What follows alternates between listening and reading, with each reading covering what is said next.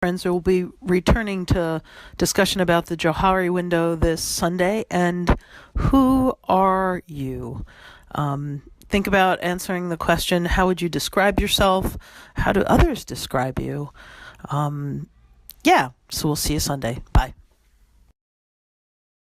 Good morning, John. Who the heck are you? Who the heck am I? How do I know who I am? Do other people know who I am? Do other people have different ideas of who I am? Are those ideas close together or far apart? And what is more me, the me in their heads or the me in mine? And when I go to sleep at night and lose consciousness for 8 hours and wake up, am I still the same me that I was when I went to bed? Who am I? Hi, my name is Hank Green. I'm a heterosexual white cis male. I'm a Taurus and an ENFP. I'm a Montanan, an American, a book lover. I don't have any tattoos, and I think that climate change is the greatest challenge that humanity has ever faced. I'm an entrepreneur, a YouTuber, a slitherclaw, and I am divergent. I once took a BuzzFeed quiz to tell me what YouTuber I was, in which I was one of the options, and I came up, you guessed it, Miranda Sings. Thanks for the identity crisis, BuzzFeed. I am now 35, and based on what I thought about 35-year-olds when I was 25 and when I was 15, I should know who the frick I am. Nevertheless, I don't.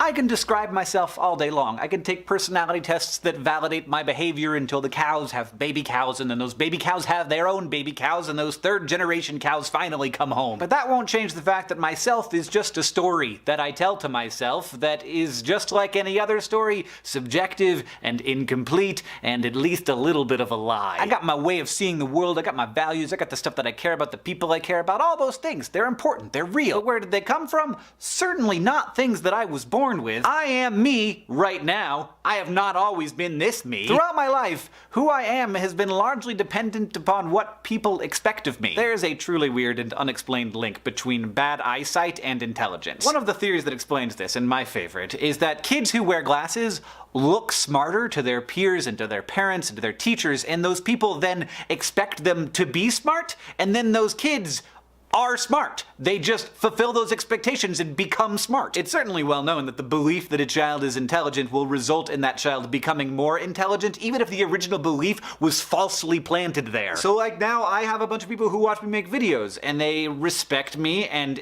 trust me, and so I try to become a person worthy of that trust and respect. But not all the time. Sometimes I'm down to clown, sometimes I'm introspective, and I just want to stare at the wall and sing. I crave consistency in myself, but myself denies me that simplicity. So we look to books and BuzzFeed quizzes and personality tests and horoscopes to tell us who we might be, to see what others might think, to tell us that we are doing a good job of becoming the kind of person we want to be, and to tell us that it's okay to be the kind of person that you are. But all of these things are such pale reflections of the indescribably weird and complex thing that is the self. Identity is important to try to define, but there isn't some perfect platonic ideal of what you is buried beneath all of the gunk. Figuring out who you are, at least at this particular moment, is all about trying to tease out which bits are you trying to fulfill other people's expectations for your whole life, what bits you want to change to make yourself better, and what bits you cherish as vital to your you-ness. But people who are like, be yourself, and they expect that to mean something, that is not advice, that's an existential crisis waiting to happen. These tools that we use to help us define ourselves, to help us figure out who we are, they are fine as tools, but they are not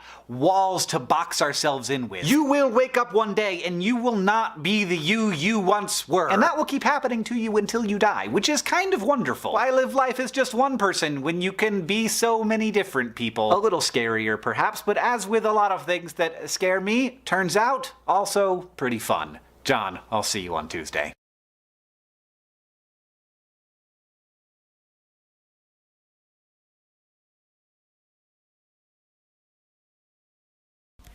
We interrupt this program for a commercial break.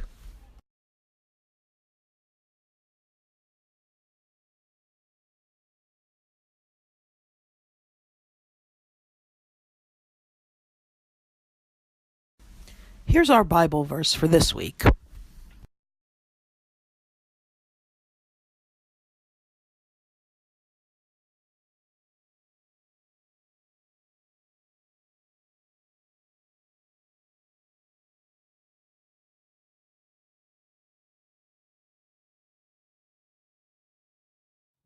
God is in the child's eyes, see them wide, wondrous wise. God is in the rain and snow, And each snowflake, this we know, God is in the trees and air, the rocks, the birds, the bees, the bears, and God is in the clouds above.